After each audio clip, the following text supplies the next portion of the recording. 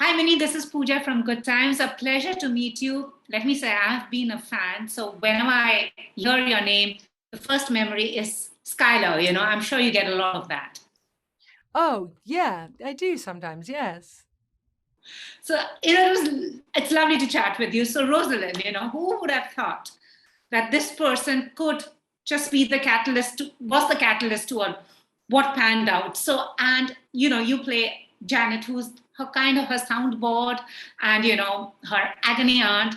And as you said, you had fun making this film. So, when they came to you, what were your reasons to come on board? Because they've totally deconstructed Romeo Juliet as Um, well. I make it. I'm part of a TV show called Starstruck, and Karen Main, the director, directed that TV show, and I loved her. And she called me up and said, "Would I come and do this little part in this film?" And when she told me the story, it made me laugh so much because it was just such a clever idea, and I loved it. And I love Caitlin Dever as an actor, and it just felt like an amazing thing to be part of. Going to Italy to shoot with my friends, having a lovely time doing what I love to do for a living. Like I'm very fortunate. It was a great project to be part of. And it was a pleasure to see you. And 3 decades of such a decorated career, and you're someone who's always, stayed relevant. And as you said, managing expectations. What has been Thank most you, Pooja. challenging? Nicely done. So, what has been the biggest challenge, if I may ask? You know, in any career, I'm sure I can only speak to my own. The hardest things to navigate are the ups and downs, and every single life has ups and downs. And it's about how do you manage it when you're down? How do you manage it when things are challenging in your life? Whether that's to do with the health of loved ones or economically or professionally or creatively. How to find your way and to trust and have faith that it's going to change again and you're going to find your way up. But, as an actor, you turn on the TV or you go to the movies, you're constantly confronted with things that you're not in. And if you're not working and you haven't had a job in a while, it can feel awful because your place of entertainment is also reminding you that you're not working. And I know that can be tough. Like there are much harder things in life, but just as an actor, that can be pretty tough. Not working is difficult for me, which is why I think I try and work all the time so that I never experience that.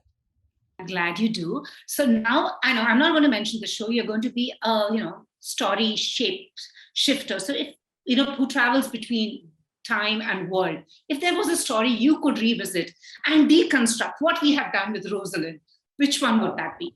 Oh my goodness. If I could go back and be in any story, what would it be? Holy moly. Um, I think, um, oh my gosh, that's really putting me on the spot. I can't believe it.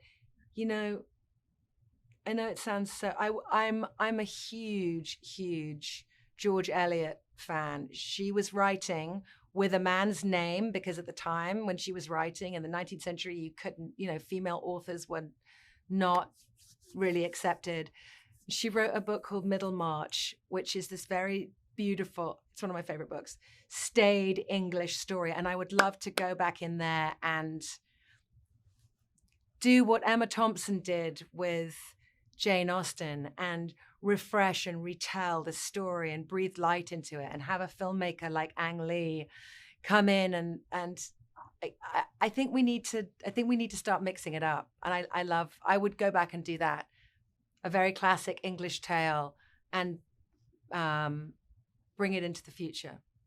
Absolutely. And if you could go back in time and change Skylar's story, which would that be? Lastly, if you could just change the Oh, narrative. she would be. Oh my God, Skylar would have become a tech billionaire, but like in the style of Melinda Gates. Like she would be creating incredible programs around the world, helping to heal and cure and create development. I mean, she'd be an innovator. That's who Skylar is.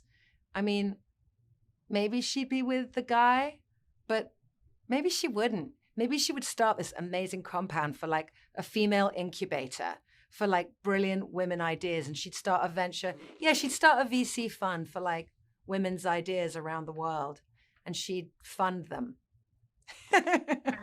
Thank you so much. Such a pleasure speaking to you, and keep doing Totally pleasure. Thank you.